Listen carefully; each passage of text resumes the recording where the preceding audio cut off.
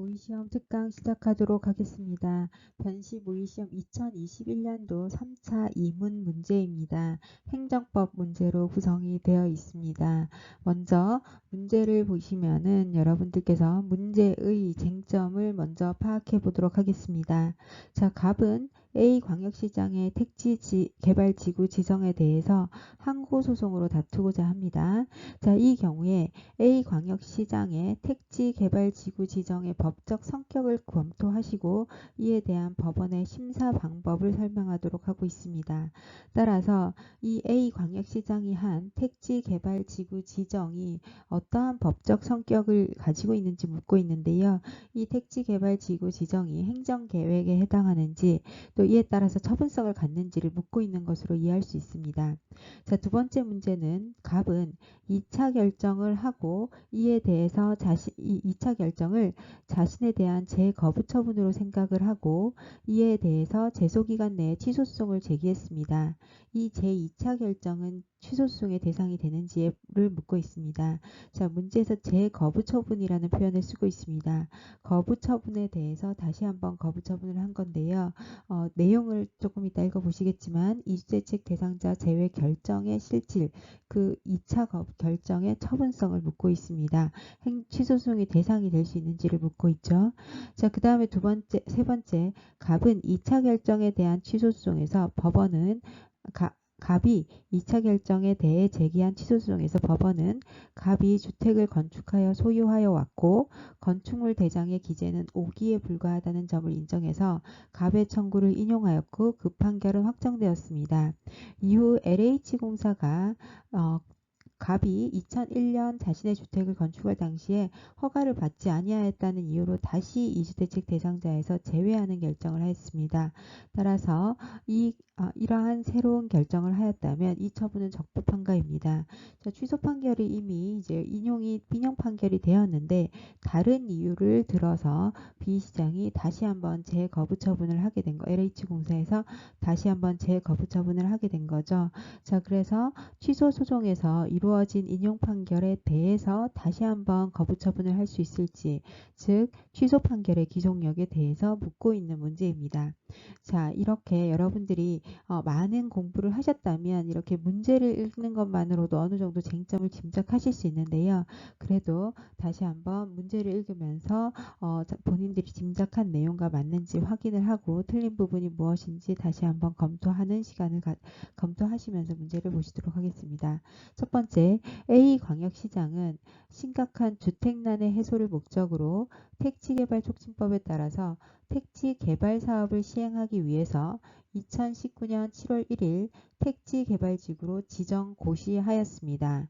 관계 법령상 필요한 절차는 모두 거쳤다고 해서 다른 법령상의 문제점은 논하지 않도록 제안하였습니다.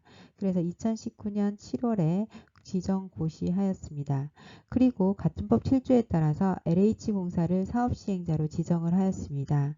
LH공사는 2021년 5월 3일 이 사건 사업에 따른 이주대책을 수립 공고하였습니다. 2021년에 이주대책이죠. 택지개발지구로 고시가 됐고, 그리고 난 뒤에 이제 주민들이 이주를 해야지만 이제 사업을 계속할 수 있으니까요. 이주대책 수립 공고를 하였습니다. 그에 따른 이주대책지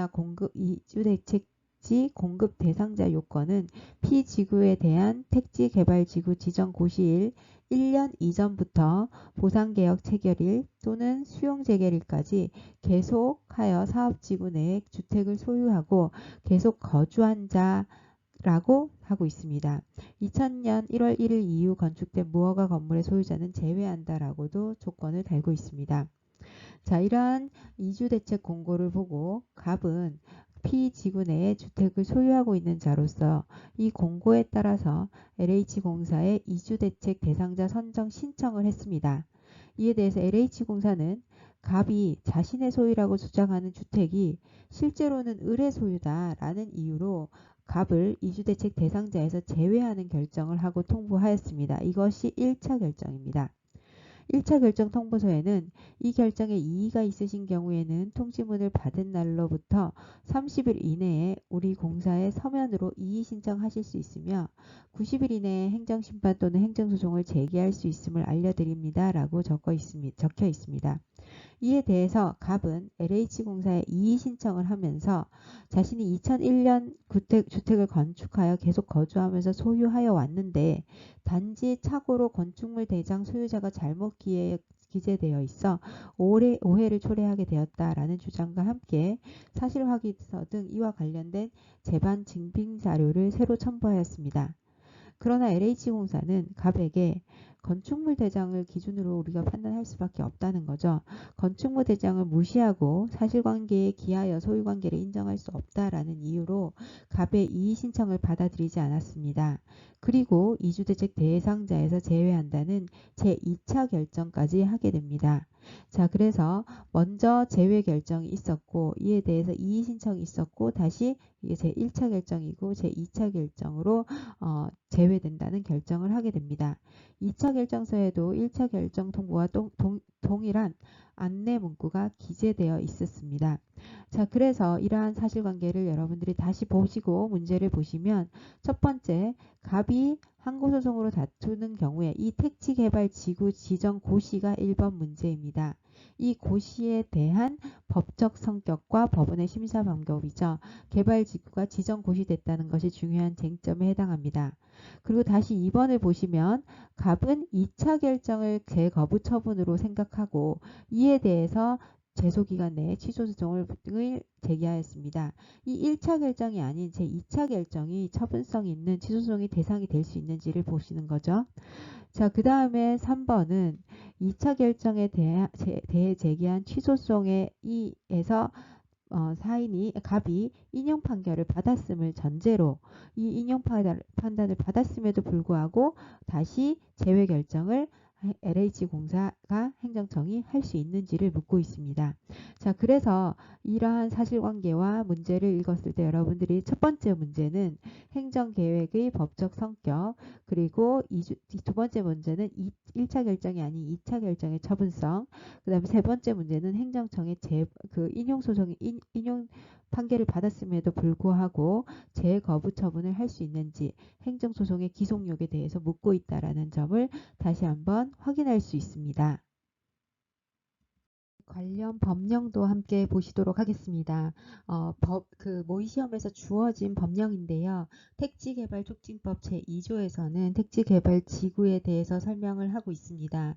택지개발지구란 택지개발 사업을 시행하기 위해서 국토의 계획 및 이용에 관한 법률에 따른 도시지역과 그 주변 지역 중 국토교통부 장관 등이 지정하는 등의 지정권자가 도시군 관리계획으로 지정 고시하는 지구를 말하고 있습니다. 자, 여기에서 특히 택지 개발 사업이라는 것은 토지를 활용하여 주택 건설 및 주거 생활이 가능하도록 가능한 택지를 조성하는 사업을 의미합니다. 자, 여기에서 우리가 잘 알고 있는 도시군 관리계획이라는 표현이 나오죠. 즉, 택지개발지구의 개발사업이라는 것은 도시군 관리계획이기 때문에 도시군 관리계획의 처분성 인정 여부에 관한 판례를 떠올리실 수 있습니다. 자, 그리고 제3항에서는 택지개발지구 지정에 관한 설명을 하고 있습니다. 시도지사는 주거기본법에 따른 주거종합계획 중 주택 택지의 수요 공급 관리에 관한 사항이 정하는 바에 따라서 택지를 집단적으로 개발하기 위해서 필요한 지역을 택지개발지구로 지정할 수 있습니다. 그리고 제7조에서는 택지개발 사업의 시행자인데요. 시행자는 한국주택토지공사법에 따른 한국토지주택공사로 한다라고 하고 정하고 있습니다. 자, 그리고 제8조에서는 택지개발 계획의 수립이 있습니다. 지정권자는 택지개발지구를 지정하려면 다음 각 호의 사항이 포함된 개발계획을 수립하여야 합니다. 도시군 관리계획의 내용을 법령에서 정하고 있습니다. 개발계획의 개요, 개발기간, 그리고 토지 이용에 관한 계획, 그리고 주요 기반시설의 설치 계획이고요. 그리고 수용할 토지 등의 소재지, 지번, 지목, 면적, 소유권, 또는 소유권 외의 권리 명세와 그 소유자 권리자의 성명, 주소 등을 적고 있고요. 그리고 주거난 해소 등을 위하여 등을 비롯하여 해당 지역 및 도시의 건전한 발전을 도모할 수 있는지 여부, 그 밖에 대통령령으로 정하는 사항을 계획에 적도록 하고 있습니다. 자, 제12조 토지 수용에 대해서도 설명하고 있습니다. 시행자는 택지개발 사업을 시행하기 위해서 필요할 때는 토지보상법 제3조에서 정하는 토지 물건 또는 모든 권리를 수용하거나 사용할 수 있다고 정하고 있고요. 제1항에 따른 토지 등의 수용에 관해서는 이 법에 특별한 규정이 있는 경우를 제외하고는 토지보상법을 준용하도록 하고 있습니다. 자, 그리고 토지보상법 제78조 이주대책의 수립이 있습니다. 사업 시행자는 공익사업의 시행으로 인하여 주거용 건축물을 제공함에 따라 생활의 근거를 상실하게 된 자, 즉 이주대책 대상자를 위하여 대통령령으로 정하는 바에 따라서 이주대책을 수립 실시하거나 이주정착금을 지급하여야 합니다. 자, 그리고 이에 대한 시행령에서 다음 각호의 1에 해당하는 자는 이주대책 대상자에서 제외한다고 하고 있죠. 즉 타인이 소유하고 있는 건축물에 거주하는 세입자, 갑의 경우에는 제외된다고 규정이 되어 있습니다.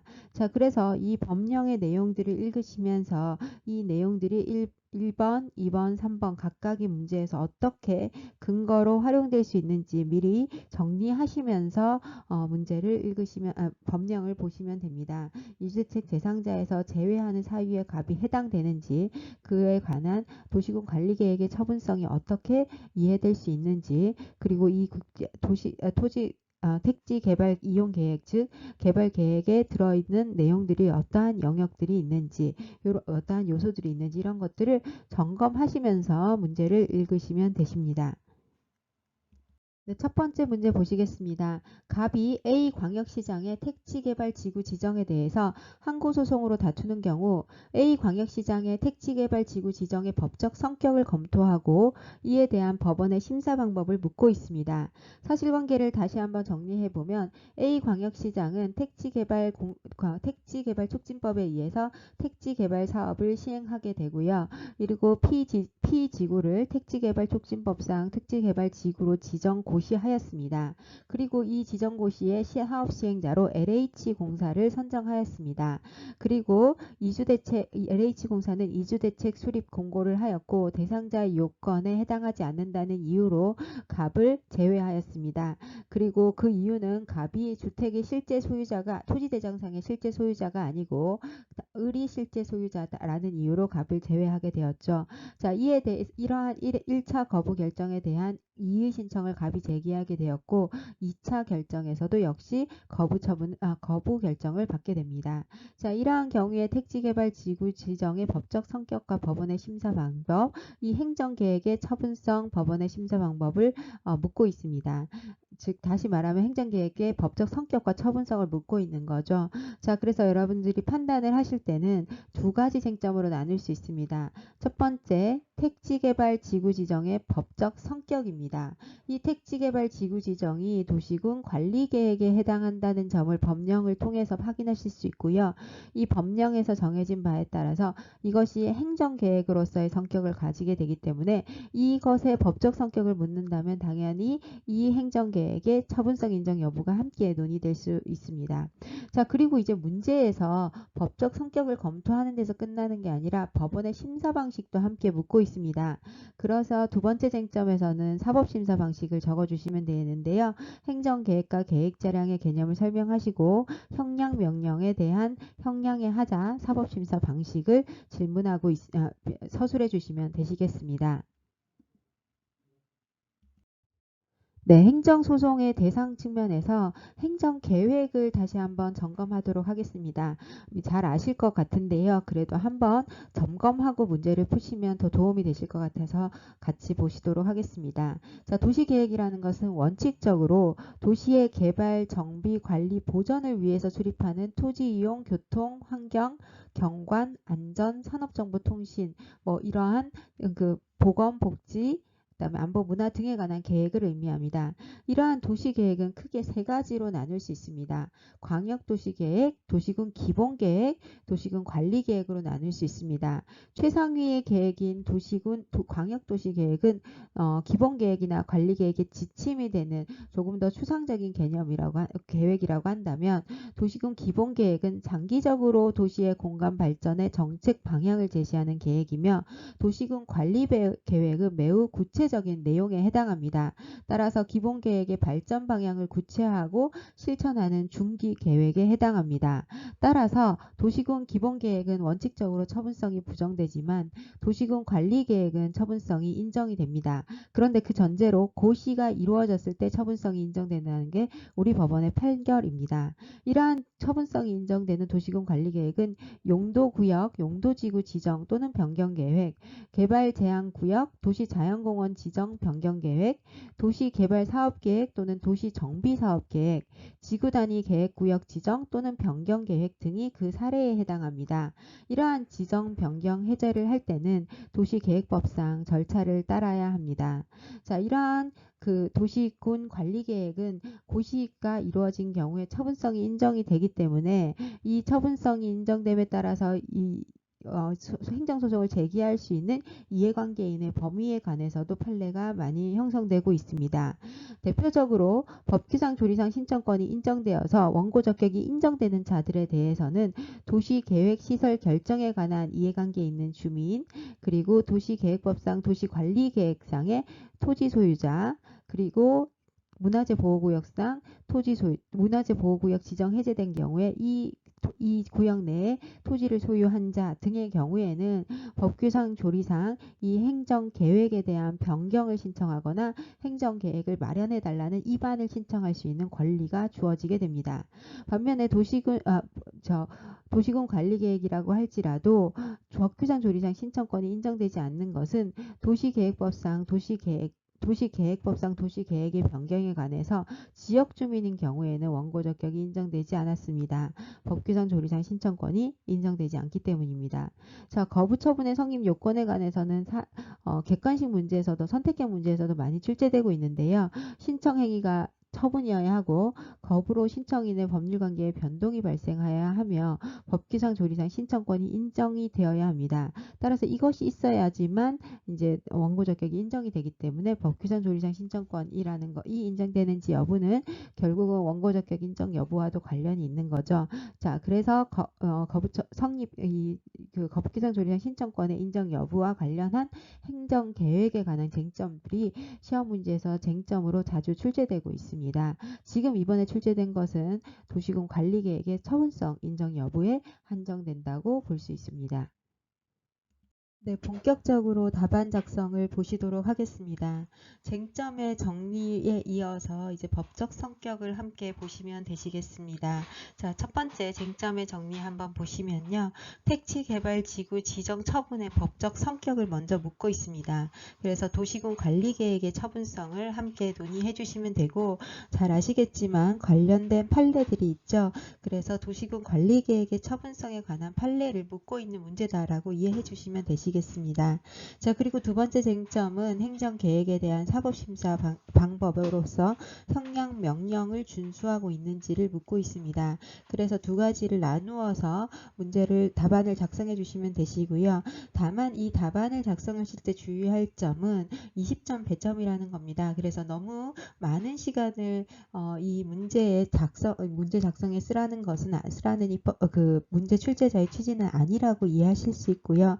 대신에 핵심적인 내용은 반드시 들어가야 되겠죠. 그래서 특히 이제 이런 1번 문제 배점이 20점인 문제고, 그리고 난이도가 그다지 높은 편은 아니라고 볼 수 있잖아요. 사실 여러 번 출제되었던 쟁점이기도 하고요. 자, 이러한 문제에서는 반드시 써줘야 되는 판례가 있죠. 학설과 판례 그리고 도시군 관리계획의 법적 성격, 이러한 부분들을 핵심적으로 압축적으로 잘 써주시는 게 중요합니다. 그래서 아무리 내용을 길고 행정계획에 관한 자세한 내용을 소개하셨다 할지라도 우리 판례에서 도시군 관리계획의 행정행위성을 어떻게 보고 있는지를 명시적으로 써주지 않는다면 이 문제에서는 좋은 점수를 받기가 어렵습니다. 그래서 핵심이 무엇인지를 항상 파악하시고 그 내용을 중심으로 답안을 입체적으로 딱 봤을 때 채점자가 봤을 때 이렇게 답안이 딱 눈에 보이도록 그렇게 이제 답안을 쓰는 연습을 해주셔야 됩니다. 아시겠지만 교수님들이 채점을 아주 많은 많은 답안지를 보시게 되기 때문에 사실 거의 천편일률적인 답안이 보입니다. 그런데 그 천편일률적인 기준에 부합하지 못하는 답안이 보인다면 이제 감점이 될 수밖에 없는 그러한 형태의 문제입니다. 이 문제는요. 자, 그래서 여러분들이 한번 잘 답안을 작성해 보시도록 하겠습니다. 자, 쟁점을 정리하시고 난 뒤에는 택지개발지구 지정의 법적 성격입니다. 행정계획으로서의 성격이 있죠. 자, 그래서 택지개발촉진법 제2조 제3항 제1호에 따라서 광역자치단체의 장이 택지수급 계획을 위해서 도시군 관리계획으로 지정 고시하는 지구를 의미합니다. 주어진 법령에 나와 있습니다.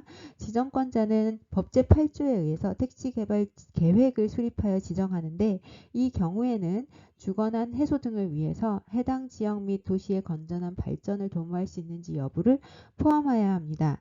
이러한 택지개발 계획은 택지개발촉진법 제2조 및 제3조 제1항 택지수급계획, 택지개발계획의 행정계획으로서의 성격, 그리고 택지개발 계획의 내용으로서 불확정 개념이 포함되어 있습니다. 이러한 경우 이러한 특수성을 고려할 때 A시장의 택지개발지구 지정은 도시군 관리계획으로서 광범위한 재량권이 인정되는 행정계획으로 볼 수 있습니다. 자, 요게 중요하죠. 자, 그 다음에 행정계획의 법적 성격을 논하라고 문제에서 묻고 있기 때문에 처분성 인정 여부를 함께 보셔야 됩니다.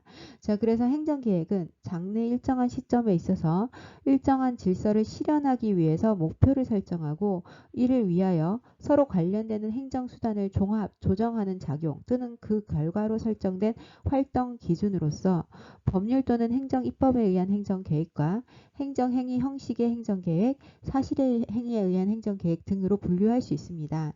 자, 이러한 행정계획의 법적 성질에 관해서는 향후 일정한 행정질서 형성이라는 목표를 수단으로 동원하는 활동 기준의 설정이라는 입법행위설, 행정계획 중에서 직접적으로 국민의 권리 의무 관계에 변동을 가져오는 행정행위라는 행정행위설, 법규명령의 성질 또는 행정행위의 성질을 갖는다는 복수성질설, 입법행위도 행정행위도 아닌 특수한 성질을 갖는다는 독자성설로 나뉠 수 있습니다.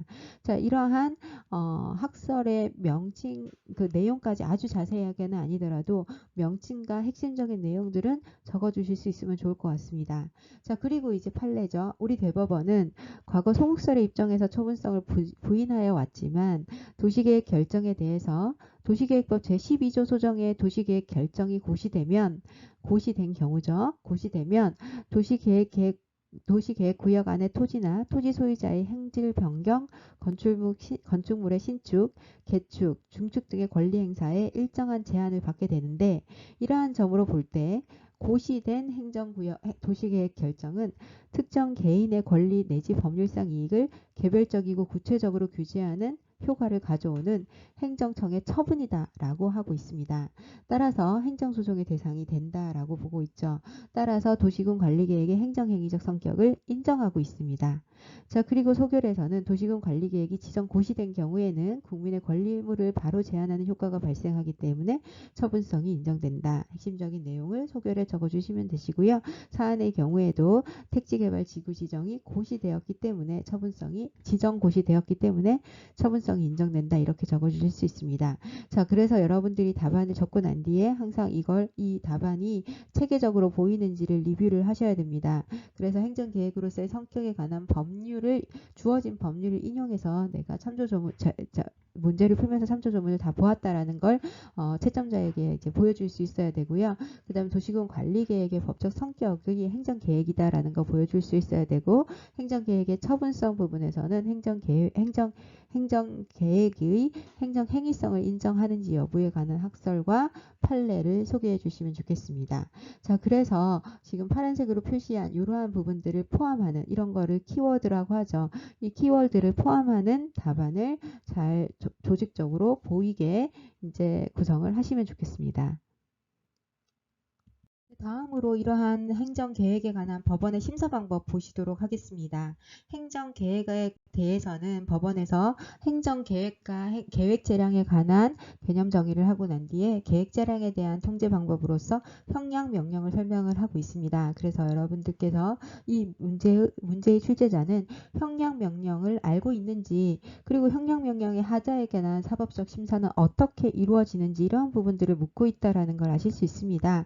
그래서 많이 잘 아시겠지만 무형량, 그 다음에 형량의 흠결 또는 형량의 오판, 그 다음에 과도한 이익을 특정 이익을 과도하게 평가하는 이익상의 형량의 흠결, 이러한 부분들을 설명을 하고 있고, 우리 판례에서도 이러한 형량 하자 이론을 적용을 하고 있다라는 거, 이게 가장 핵심에 해당합니다.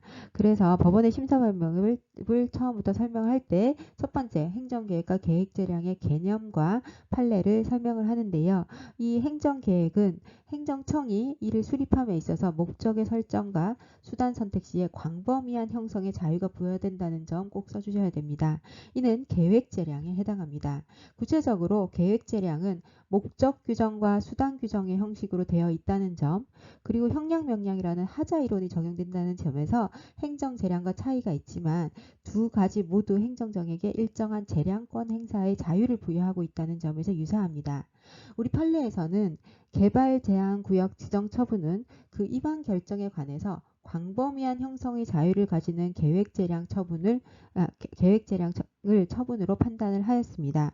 계획재량과 행정재량 사이에 질적 양적 차이가 있다는 견해가 있지만 모두 계획재량과 일반재량과의 차이가 있다는 점을 인정하고 있기 때문에 이 두 가지는 약간의 차이를 두고 설명을 우리 법원에서 판단을 하고 있다라는 내용입니다. 자, 그러면 구체적으로 계획재량에 관한 어떠한 사법심사 방법을 선택하고 있는지를 작성해 주시면 됩니다.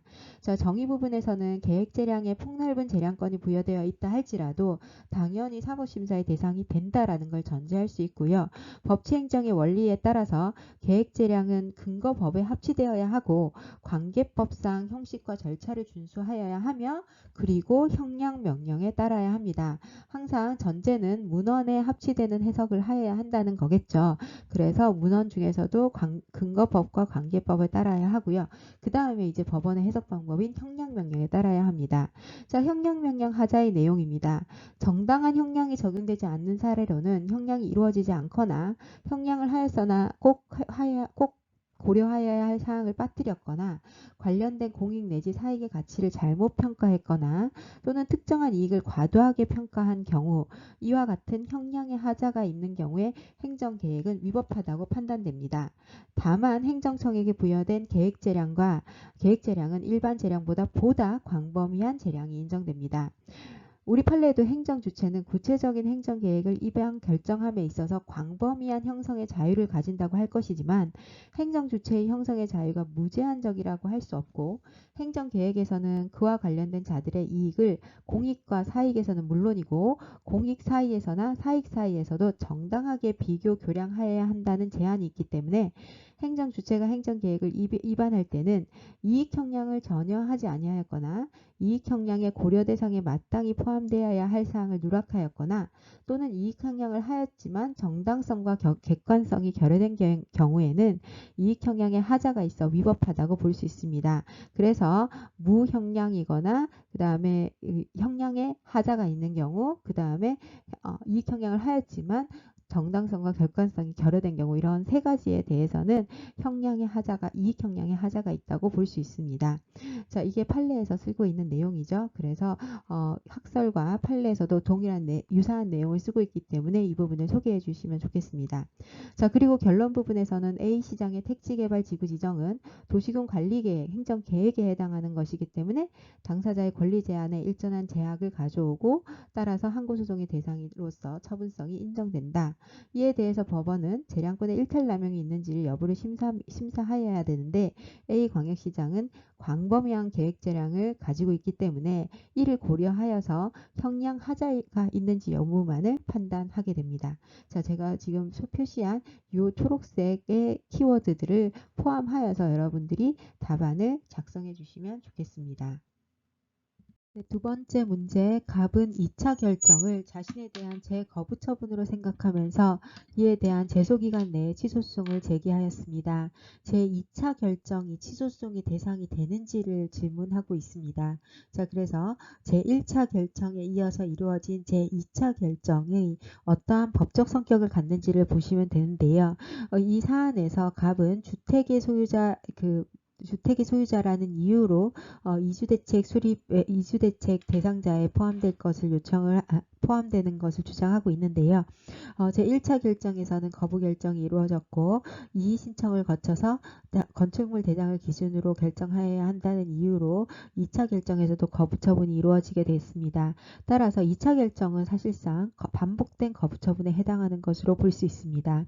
자, 이 문제에서의 질문은 이주대책 대상자 제외 결정의 실질과 처분성 여부, 그리고 이의신청 기각 결정, 즉 2차 결정이 취소송 대상에 해당하는지를 묻고 있습니다. 자, 그래서 판단의 대상은 이주대책 대상자 제외 결정과 2차 결정에 관한 것이며 근거는 행정소송법 그리고 대법원 판례가 있습니다. 자, 판단을 함에 있어서는 취소된 소송의 대상에 해당하는지 이주대책 대상자 제외 결정이 처분성이 있는지를 보는 거고요. 두 번째는 이주대책 제외 대상의 2차 결정의 처분성이 있는지를 보는 겁니다. 자, 그래서 첫 번째 쟁점은 이주대책 대상자 제외 결정의 실질 및 처분성, 두 번째 쟁점은 2차 결정이죠. 이의신청 기각 결정의 결정과 거부 처분의 구별과 반복된 거부 처분의 처분성을 보시도록 하겠습니다. 네, 행정소송에서 거부처분을 보시도록 하겠습니다. 거부처분의 처분성이 있는지는 처분성 여부에 관한 행정법에서 주로 출제되는 쟁점 중에 하나입니다. 자, 먼저 처분이란 구체적 사실에 관한 법 집행으로서 권권력의 행사 또는 그 거부에 해당하며 거부처분은 당사자의 신청에 대한 거부가 있는데 그것 자체가 국민의 권리 의무에 영향을 미치는지를 기준으로 평가한다고 볼 수 있습니다. 자, 그래서 거부처분의 의의는 처분을 구하는 당사자의 신청에 대해서 신청에 따른 처분을 하지 않겠다는 행정청의 의사표시, 적극적 처분이 아니죠. 그래서 이런 걸 소극적 처분이라고 하는데 이러한 경우에 이것이 행정소송에서 처분성 있는 처분 행위가 될 수 있는지에 관한 것입니다. 자, 그래서 이러한 거부 처분은 먼저 신청 행위가 처분이어야 하고 거부로 인하여 신청인의 법률 관계에 변동이 발생하여야 합니다. 그리고 세 번째로 법규상 조리상 당사자에게 신청권이 있어야 됩니다. 이러한 신청권의 존부가 신청권이 반드시 있어야 하는지에 관해서는 학설은 나뉘고 있는데 대상적 격설, 본안 문제설, 원고적 격설 어떤 것을 각각의 개념을 조금씩 달리 취하고 있는데 대상적 격설 입장에서는 신청권은 거부처분의 요건이다라고 판단을 하고 있습니다. 본안 문제설은 신청권 존부는 요건심사의 대상이 아니라 본안심사다라고 라고 주장을 하고 있고 원고적 격설은 거부행위의 처분성은 처분성의 문제이고 신청권의 존부는 원고적 격의 문제이기 때문에 이것은 원고적 격의 문제 부분에서 다루어야 한다라고 보고 있습니다. 자, 그래서 약간의 관점의 차이는 있는데 대상적 격설이 우리 학설의 판례이기 때문에 처분성을 묻는 문제가 나왔을 때 법규상 조리상 신청권을 같이 다루어 주시면 되십니다. 물론 판례의 입장을 따라서는 그렇게 보실 수 있죠. 본안 문제설이나 원고적 격설을 따를 경우에는 그와 조금 달라지긴 하지만 일반적인 답안을 쓰실 때는 법규상 조리상 신청권을 처분 부분에서 다루어도 무방할 것 같습니다. 자, 그래서 이러한 거부처분의 처분성에 관한 판례를 보시면 토지, 건축, 도시계획의 경우에 처분성이 인정된 사례와 부인된 사례를 보시겠습니다. 지목 변경 신청 반려, 그리고 건축 신고에 대한 반려 수리 처분, 건축 계획 심의 신청에 대한 반려 처분, 도시계약 위반 제한 거부 처분 이러한 것들은 처분성이 인정된 사례이고요. 그다음에 이것보다 조금 더 그 처분성 당사자의 권리 의무에 미치는 영향이 적은 부분인 국유재산 국유 잡종예산 매각 임대 등에 대한 거부처분, 전통 살찰 등록 말소 거부 이러한 부분들은 처분성이 인정되지 않았습니다. 자, 국공립대학 교원과 관련된 판례도 있었는데요. 국공립대학 조교수 임용 만료 통지입니다. 재임용 거부 처분이죠. 이것도 처분성이 인정되었습니다. 반면에 국공립대학 임용 지원자의 임용 여부에 관한 응답 신청권은 처분성이 인정되지 않았습니다. 공무원과 공단 부분에서는 근로복지공단 평균 임금 정정 신청 거부에 대해서는 처분성이 인정되었고, 당연퇴직 공무원의 복직이나 재임용 신청 거부에 대해서는 당연퇴직 대상에 해당하였기 때문에 처분성이 인정되지 않았습니다. 주민등록 전입신고에서는 주민등록 전입신고의 미수리, 그리고 동일 신청에 대한 반복 거부 시 새로운 거부 처분이 있는 것으로 보아서 처분성이 있는 것으로 보았습니다. 자, 동일 신청에 대한 반복 거부 부분이 처분성이 인정되었다는 거 잘 봐주시기 바랍니다. 네, 답안 구성을 보시도록 하시겠습니다. 이주대책 대상자 제외 결정의 실질 및 처분성을 먼저 검토하시고, 그리고 2차 결정의 처분성을 보시겠습니다. 자, 먼저 취소소송의 대상이 무엇인가에 관한 일반 이론을 보실 수 있는데요. 행정소송법 제2조 제1항 1호에 나오는 처분이란 행정청이 행하는 구체적 사실에 관한 법 집행으로서 공권력의 행사 또는 그 거부와 그 밖에 이에 준하는 행정작용으로 정의됩니다. 우리 대법원은 행정청의 행위, 즉 행위가 처분에 해당하는지가 불분명한 경우에는 그에 대한 불법 방법에 대한 선택에 중대한 이해관계를 가지는 상대방의 인식 가능성과 예측 가능성을 중요하게 고려하여 규범적으로 판단해야 한다고 판시하였습니다. 자, 그러면서 우리 법원은 거부 처분의 처분성에 대해서도 설명하였는데요. 국민의 적극적인 신청 행위에 대해서 행정청이 그 신청 행위에 대한 행위를 하지 아니하겠다고 거부한 행위가 항고소송의 대상이 되기 위해서는 첫 번째, 신청한 행정행위가 공권력의 행사 또는 이에 준하는 행정작용이어야 하고, 그리고 그 신청에 대한 거부행위가 신청인의 법률관계에 어떠한 변동을 일으키는 것이어야 하며, 세 번째로 국민에게 행위 발동을 요구할 법규상 또는 조리상의 신청권이 있어야 한다는 것입니다. 이 세 가지 요건을 갖춘 경우에 거부 처분에 대한 처분성이 인정된다는 것이 우리 대법원의 판단입니다. 이주대책 대상자 제외 결정의 실질 및 처분성에 관한 판단입니다. 법적 성격을 먼저 보시고 이 사안에서 거부처분, 이주대책 대상자 제외 결정의 처분성을 갖는지를 평가하시면 되는데요. 먼저 법적 성질 부분에서는 이주대책에 따른 이주자 택지 등에 관한 구체적인 수분양권은 사업 시행자가 이주자의 신청을 받아들여 이주대책 대상자로 확인 결정한 경우에 발생합니다. 이주대책 대상자 선정은 사업 시행자가 그 대상자에게 이주대책의 내용에 따른 권리를 부여하는 것이기 때문에 설권행위 또는 확인적 행정행위로서 실체법상 처분에 해당합니다. 그러면 이러한 정의를 전제로 하여서 이에 관한 거부 처분의 법적 성격을 보시는 건데요. 이주대책 대상자 제외 결정은 이주대책 대상자 선정에 관한 거부를 의미하는 것이기 때문에 갑에게 택지개발촉진법 제12조 제4항에 따라 준용되는 토지보상법 제79조 1항에 따라서 법규상 신청권이 인정된다고 해석할 수 있습니다. 따라서 당연히 법규상 신청권이 인정되면 신청한 행위가 처분이며, 그리고 거부 행위로 인하여 신청인의 법률관계의 변동이 발생하며, 또한 법규상 신청권이 있다는 것을 전제로 하여서 이 요건을 충족하기 때문에 이주대책 대상자 선정 거부는 처분성이 인정된다, 이렇게 볼 수 있습니다.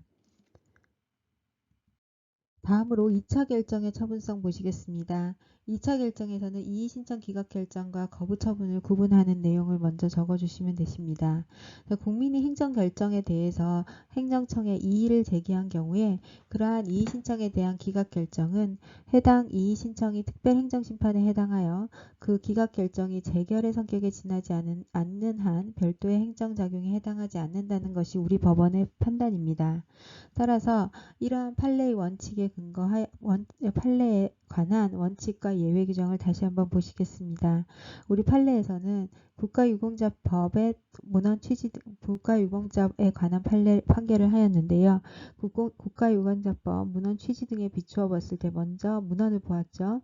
그리고 이 이 문헌 취지에 비추어 알 수 있는 사정, 즉 국가유공자법에서 정한 이의신청은 국가유공자 요건에 해당하지 아니하는 등의 사유로 등록신청을 거부한 처분청인 국가보훈청장이 신청 상대방의 신청사항을 다시 심사하여 잘못이 있는 경우 스스로 시정하도록 한 절차입니다.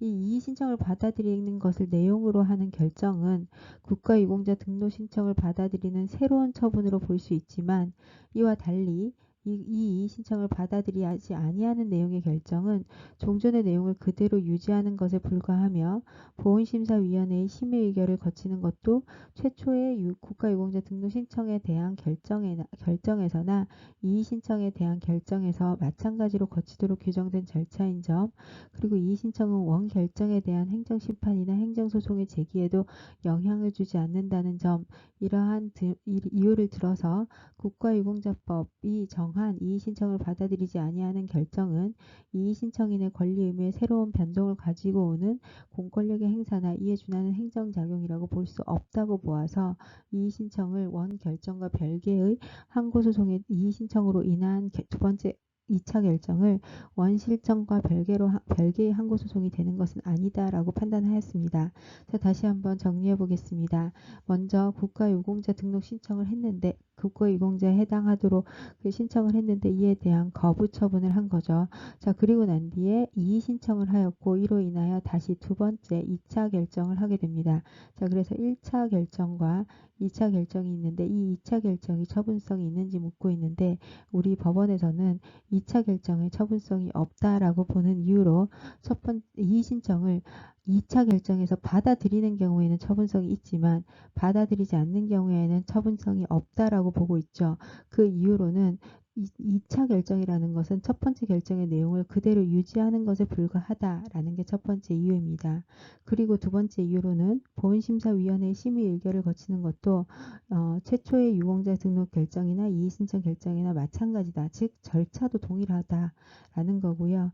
그 다음 세 번째는 이의신청은 행정심판이나 행정소송이 제기해도 원 결정에 대한 소송상의 권리구제 방식에도 영향을 주지 않는다라고 보고 있습니다. 따라서 이러이러한 이유를 들어서 이의신청에 대한 처음에 거부 처분을 했고 다시 거부 처분을 하는 것은 국민의 당사자의 권리 의무에 특별하게 더 이상의 영향을 미치지는 않는 것이다 라고 판단했습니다. 다만 이 신청을 받아들이는 것은 1차 때 거부했고 2차 때 받아들여졌기 때문에 당초에 국가유공자 등록 신청을 받아들이는 새로운 처분으로 볼 수 있다라고 보았기 때문에 그 두 가지는 차이가 있습니다. 그래서 여러분들이 이걸 정리해서 보시면 좋겠고요. 자, 다만 예외가 있습니다. 다만 형식이 이의신청이라고 하더라도 그 실질에 있어서는 구체적으로 판단하여야 하는 것으로 특히 수익적 행정행위의 거부인 경우에는 거부 처분이 있은 후에 당사자가 다시 신청을 한 경우에는 신청의 제목 여하를 불구하고 그 내용이 새로운 거부 처분으로 볼 수 있다라고 보았습니다. 자, 대법원은 이주대책 대상자 선정을 신청하였다가 제외 결정을 받은 자가 관련 서류를 보완하여 이의 신청을 하였다가 재차 제외 결정을 받은 사안에서 두 번째 제외 결정은 재거부 처분에 해당한다라고 판단하였습니다. 자, 첫 번째와 두 번째 이 위에 있는 원칙적인 판례와 두 번째 판례의 가장 큰 차이점은 실질에 있어서 새로운 심사가 이루어진 것이죠. 그래서 수익적 행정행위에 관해서 추가적인 서류를 보완해서 이의 신청을 한 경우 그 보완된 서류가 재심의에 이를 정도로 중요한 의미가 있는 경우에 해당하겠죠. 자, 이러한 경우에는 재거부 처분에 해당한다고 판단했습니다. 자, 그러면 갑의 경우는 이의 신청의 형식을 취하였지만 LH공사의 1차 결정에서 거부 사유가 된 소유관계에 대한 소명과 더불어 신청 자격을 입증할 수 있는 증빙 서류를 추가적으로 제출하였다고 사실관계에 나와 있습니다. 자, 이러한 경우에는 위에서 보여드렸던 판례, 원칙에 관한 판례가 아니고 예외에 관한 판례가 적용된다고 해석할 수 있습니다. 따라서 이러한 경우는 새로운 신청으로서 LH공사의 2차 제외 결정은 새로운 거부 처분으로 볼 수 있다라고 정리할 수 있습니다. 자, 다시 한번 정리해 보시면 원칙적으로 거부 처분을 했다가 다시 거부 처분을 하는 것은 거부 처분을 했다가 그것을 받아들여 주는 경우엔 처분성이 인정되지만 거부 처분을 했다가 다시 거부 처분을 하는 것은 받아들여지지 않지만 다만 예외적으로 2차 2차 결정에서 이 2차적인 다시 심사를 할 만한 어떤 추가적인 증빙 서류가 있는 경우에는 또 받아들여질 수 있다라고 볼 수 있죠.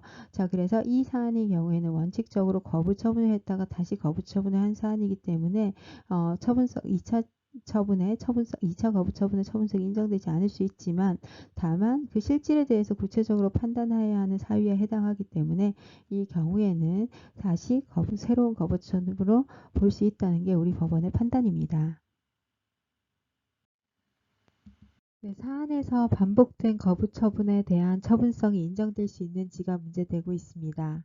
자, 원칙적으로 거부 처분의 경우에는 특별한 사정이 없는 한 신청이 한 번 거부되었다고 해서 그에 대한 신청권 자체가 제한된다고 볼 수는 없기 때문에 새로운 신청에 대해서 재차 거부 처분이 내려진 경우에 이러한 재거부 처분은 최초의 거부 처분과 독립된 새로운 처분에 해당한다고 볼 수 있습니다.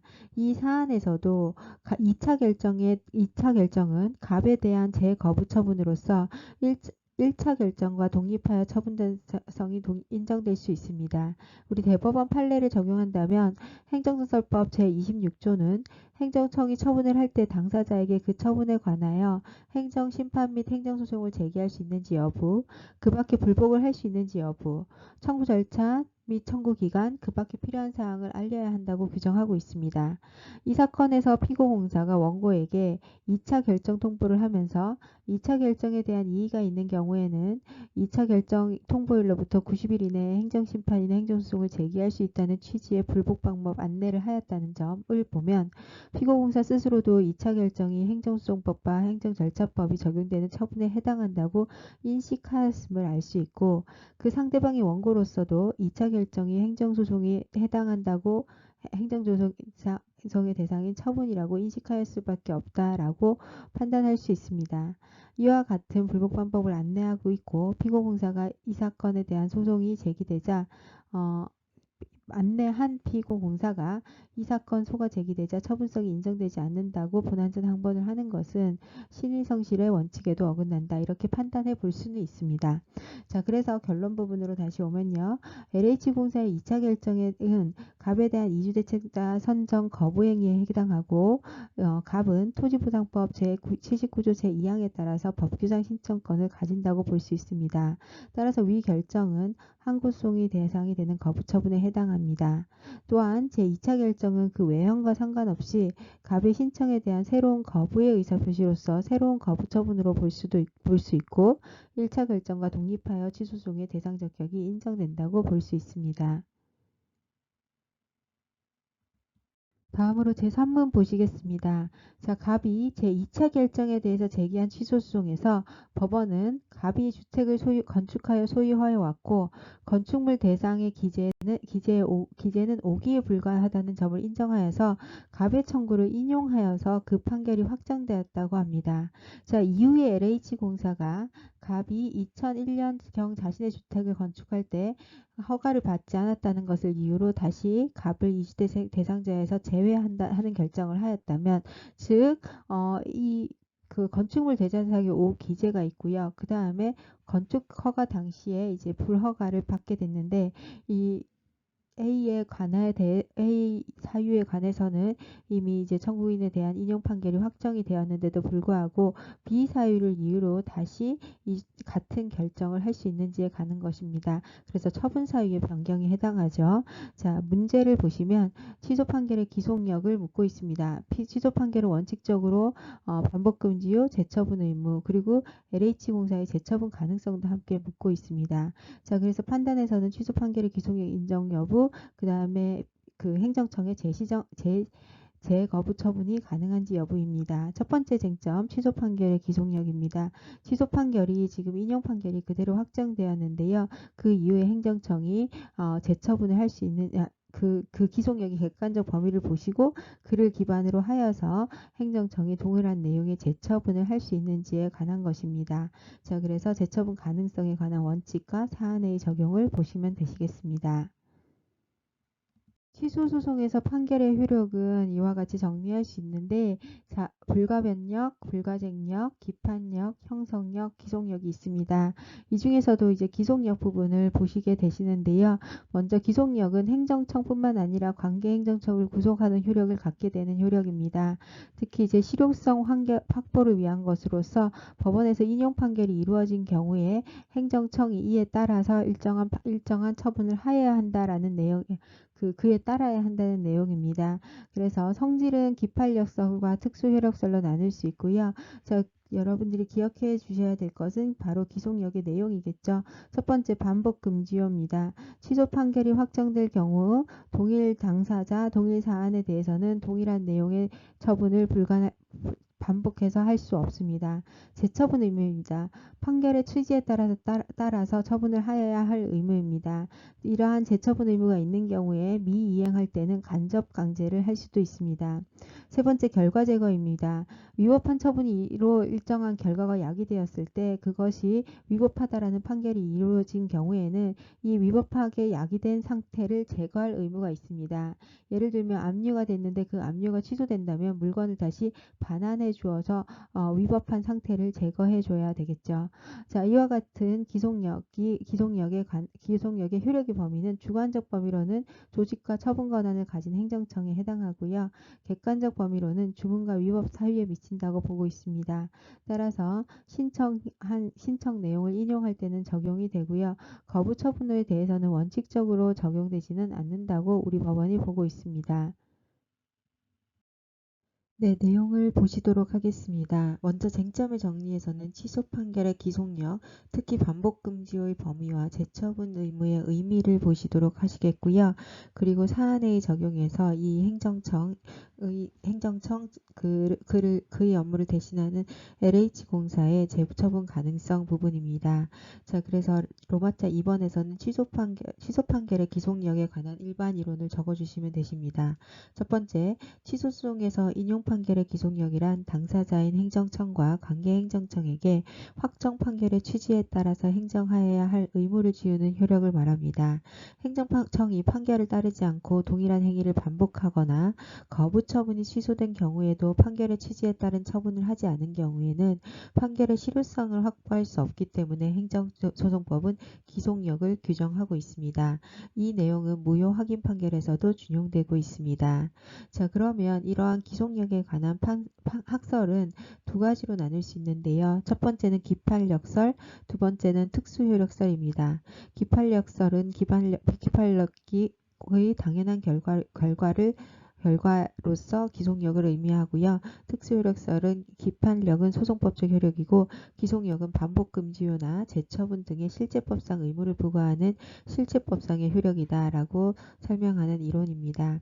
이에 대한 취소 판결의 기속력의 효력으로는 크게 소극적 효력으로서 반복금지효와 적극적 효력으로서 재처분 의무와 결과 제거 의무가 있습니다.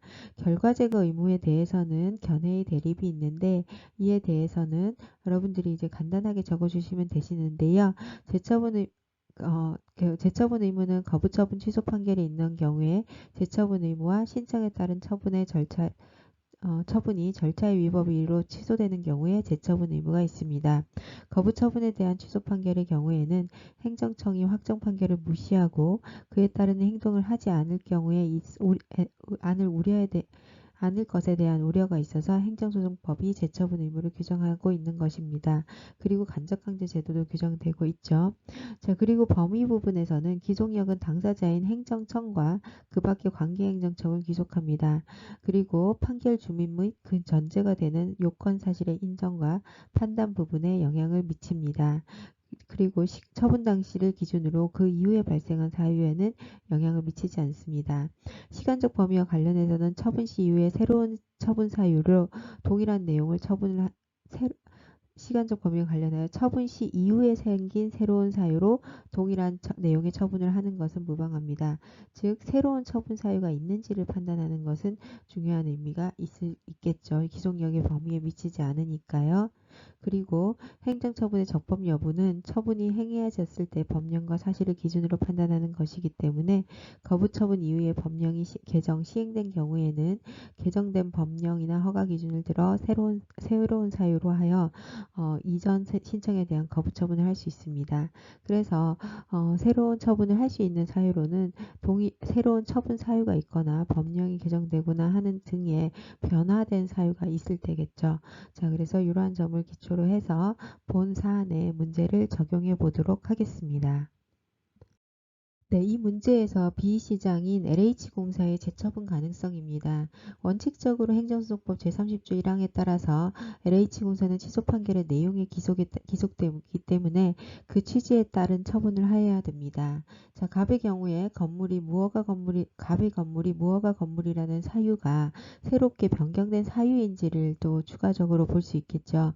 그런데 취소 판결에 따른 기속력의 범위가 영향을 미치지만 새로운 사유가 추가되거나 앞서 보셨던 것처럼 법령의 내용이 변경되거나 하는 등의 변화된 사유가 있는 경우에는 이것이 새로운 처분이라고 볼 수 있기 때문입니다.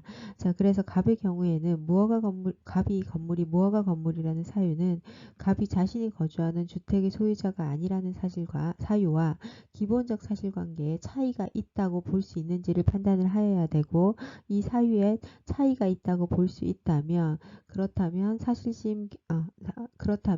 이러한 경우에는 취소 판결의 잠재적 심판 범위에 포함되어 있지 않기 때문에 새로운 사유를 들어 재거부를 할 수 있다라고 판단할 수 있습니다. 그래서 다시 한번 정리를 해보면 원칙적으로 취소 판결에 대한 기속력에 의해서 그 기속력에 따라서 행정청은 그에 따른 처분을 하여야 합니다. 하지만 새로운 사유나 변경된 사유가 있는 경우에는 변화가 있는 경우에는 기속력의 범위에 미치지 않는다라는 원리를 적용하여서 이 범위 내에서 판단을 할 수 있는 거죠.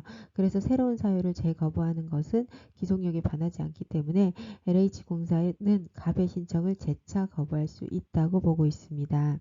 자, 그래서 결론 부분으로 넘어오도록 하겠습니다. LH공사의 재거부 처분은 판결에 의해서 취소된 종전의 거부 처분의 사유와 기본적 사실관계가 다른 것이기 때문에 갑이 제기한 취소 소송에 따른 취소 판결의 확정의 기속력의 범위에 기속력에 저촉되지 않는다. 즉 기속력의 범위가 미치지 않는다라고 판단할 수 있습니다.